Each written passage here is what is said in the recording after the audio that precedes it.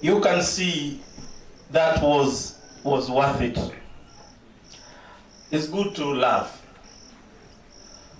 Mr. Wasike has been the biggest noise maker in this university. But yesterday he told me, for the sake of freshmen and women, I'm going to keep quiet a little. Now, everybody has said who they are. I haven't said much about myself. So allow me to just share my life with you. I did my KCE, Kenya Certificate of Education, in 1972. Then I did my Kenya Advanced Certificate of Education in 1974 in a school not very far away from here. I joined the University of Nairobi in 1975 to study Bachelor of Arts in Education, Bachelor of Education Arts, Kiswahili and History. I graduated in 1978. Before I graduated, I was appointed a graduate teacher before I graduated.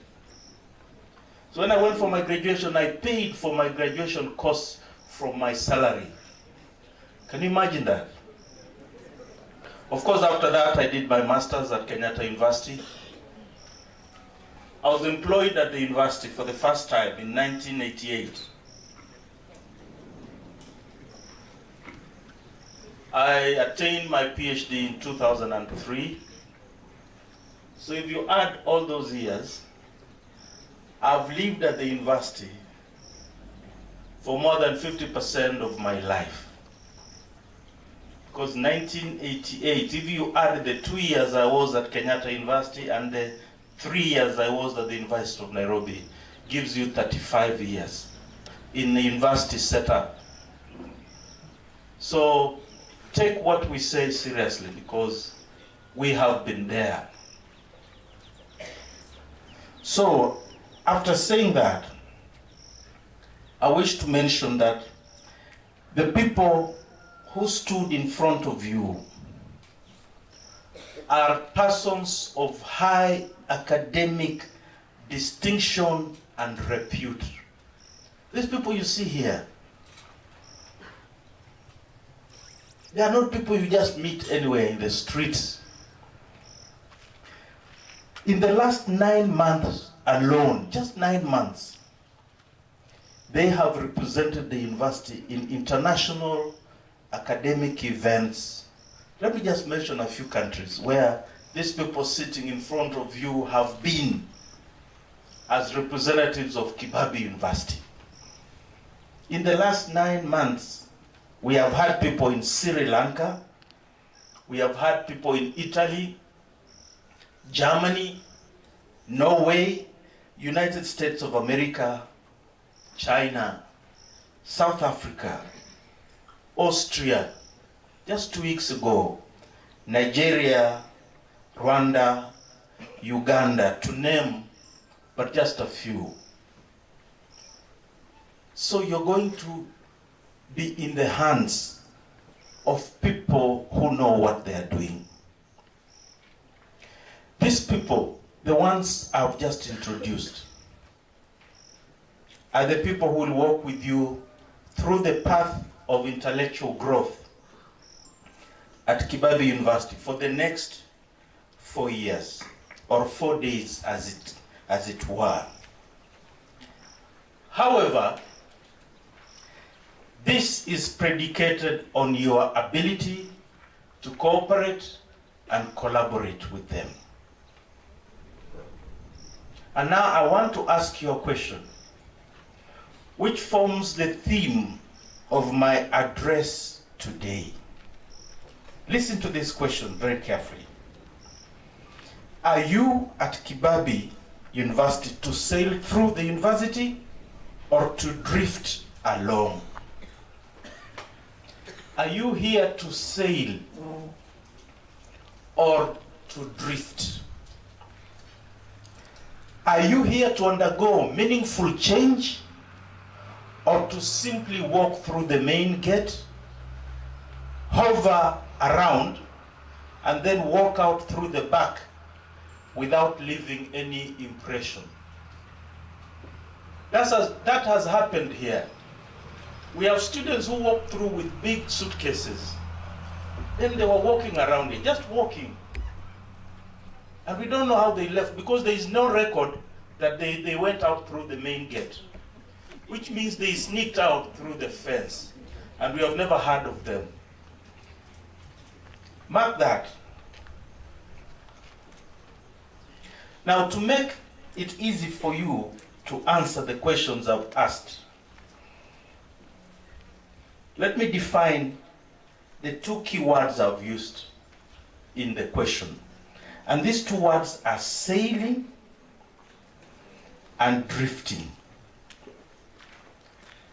Now, I've been checking many dictionaries, and I was able to combine this meaning. Like the word sailing is the act of beginning a voyage on a ship to sail out to sea to a scheduled and specific destination. See that? Sailing is getting into a ship and to sail through the sea or some water, body of water, to a specific point. Or maybe even to board a plane and fly in the sky to a specific destination. But now, how about drifting? Drifting, on the other hand, is to move slowly, especially because of outside force or pressure, with no control over direction. See that? Sometimes when there's wind or a hurricane, you see peppers drifting in the air. They go this way, that way, and you don't even know where they will land. So, are you here to sail to a specific destination at the end of the 4 days? Or are you here to drift? And if you check the dictionary, the other words that are close to drifting are hovering. You know, when somebody says you are hovering around, it's like you have no specific goal. Sometimes they say roaming. So are you here to roam? Or even wandering? Just wandering about. Now, to sail, one needs specific guidelines. I want to share those guidelines with you. And as I share with you, I will provide as a guide. Now, when you're sailing, the first thing you must do is to know your destination. If you are boarding, a boat, where are you going to? You must know that. A guy who drifts, a boat that drifts sometimes doesn't even have a pilot, because it's just moving around. So you must know your destination. So, in terms of academics, then, you must know the purpose and reason for being here. You have been told this, I want to repeat. Number two, if you want to sail, you must get the right boat. Kibabi University is like the Indian Ocean. Going through university is not a joke. It's not like crossing a river, a seasonal river. No. So in terms of academics, then, you must choose the right program. Most of you are here to pursue the right the programs of your choice. But if you feel that program is not the right one for you, the next 2 weeks provide allowance for you to change. Don't wait until after 4 days, then you tell us, what I did is the program my father and mother wanted. Now I want to start my own. Don't pursue a program because your father and mother told you. Pursue a program of your choice. That is like choosing the right boat. Now, number 3 is the ability and skill to sail. You can't sail if you don't have the skill to sail. I know there are people who can't even board a ferry because crossing a big body of water is a problem. They have that phobia. So you must have the skills. So even here, for you to succeed, you must be in the right mind, and you must have the right tactics and the right strategy to go through that program. It's not as simple as you think. Then, when you are sailing at sea, you must have the knowledge of the weather and navigation. Is it going to be, are there going to be strong winds or waves? You must know that. So, similarly, at Kibabi you must know the academic requirements. You must sit your maximum number of cuts. You must register for the maximum number of units on the ERP. Don't wait until the end of the semester. When you don't see your card, you start wondering what happened. Number 5, you must know the rules of the sea. How do you overtake another boat? How do you fly, for example, an aeroplane? How do you fly when you're about to land? So at Kibabi University, we have our statutes, we have the student's handbook, we have the examinations handbook, we have the SOCO constitution, and departments also have their own guidelines. You must understand these guidelines to be on the safe side of the law.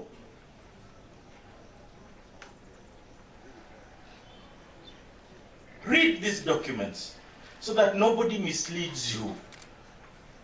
I'm told early last week, some students came around asking you to sign certain forms. I'm told freshmen refused. That is the most intelligent thing you have ever done. How do you sign a document you don't even know? I was told that and I was impressed by you. If you keep on like that, I'm telling you the 4 days will not be a problem at all. Now, when you are sailing, you also must understand basic mechanical skills to repair a boat. So we are saying when you are here, you should also have those basic skills to correct the wrongdoings. If you find yourself in the wrong, you can still correct it and move on. If you perform poorly in the first cut, you can still correct and move on. And remember, the average for your degree classification will include the marks you scored in your first cut here and in your first exam here. So if you want to work towards first class, you should have started yesterday. And you have all the time. We are advised that if you are sailing, you need to carry food and the right food. You don't have to carry food at the university, but make sure that you have a budget that can take you through. Make sure that you prudently manage your budget. Some of you arrive here, and Kibabi University is the first time you have stayed away from your parents or your teachers. Then you say, this is now my right time to buy what I want and to eat what I want.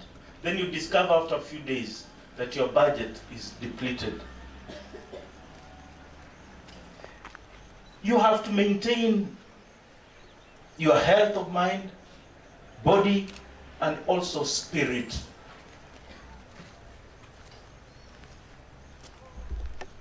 You need that here.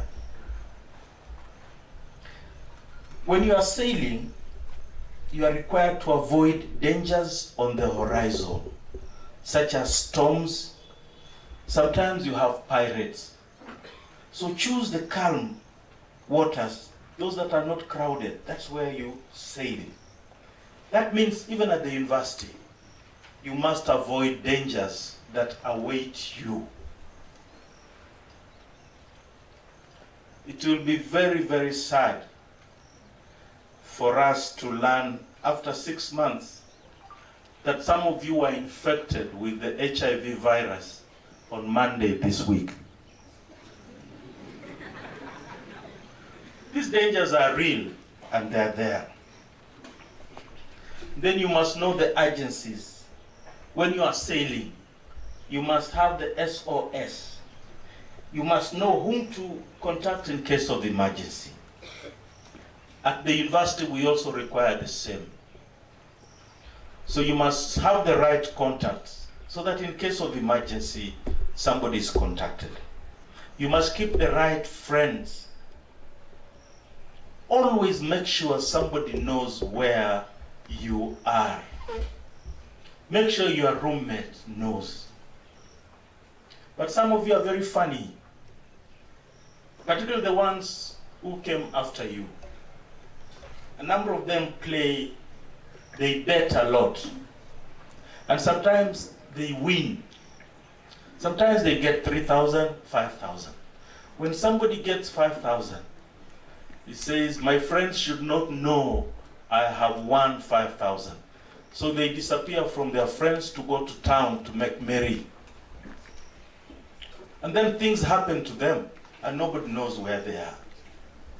So make sure your lecturer knows you. Make sure your friends know you. Now, having said that, freshmen, I now wish to dispel some of the myths that a number of universities, a number of students who join the university rely on. And these myths mislead them. Freshmen, are we listening? Now, a number of students who come to the university believe that university students are above the law. Some of them must have told you. They even tell you a comrade is always right. And a comrade never dies.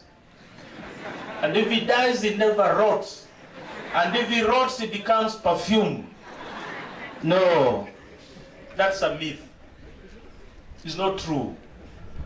Some of you think reputable universities are those in big cities.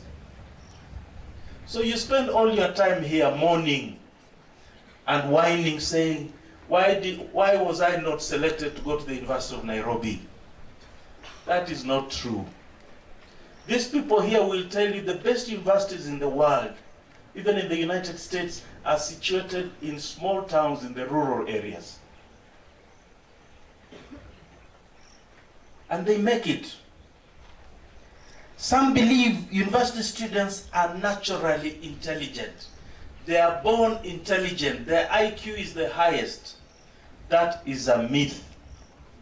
If you don't attend class, if you don't do your assignments, if you don't read, if you don't do research, you will fail. And when you fail, we discontinue you. So, these are myths. Then the myth that is most current is that university students should live on the fast lane of life. You must wear branded clothes, Nike, Adidas. You must go to a certain restaurant. You must eat certain food. You must have a certain musical instrument. If you come from a humble background, just accept that humble background. Most of the people you see here went to school without shoes. Yeah, and they're here. And even now, some of them might be having just 2 pairs of shoes. Not because they can't afford, but because of the overwhelming responsibilities. Then you are supporting somebody who wants to live a life that is larger than a normal student. If you come from a wealthy family, that wealth did not just come. Your parents worked hard for it. So don't just... And instead of sailing, they resigned themselves to drifting.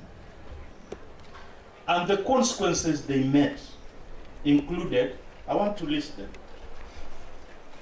inability to complete studies. And we have many students who have never completed studies. Then some disappeared, and we don't know where they are. We have students here with pending examinations, going back to first year. We have students who are on suspension, some for 2 years, some 3. Can you imagine? You are here for 4 days. Why do you want to stay here for 7 days? We have students who are expelled from here. And you know, our letters for suspension and expulsion are already written. We just insert your name and give you. We have students who lost fees. They decided to bet so that they multiply the fees they were given from 20 to 40, and they got 0.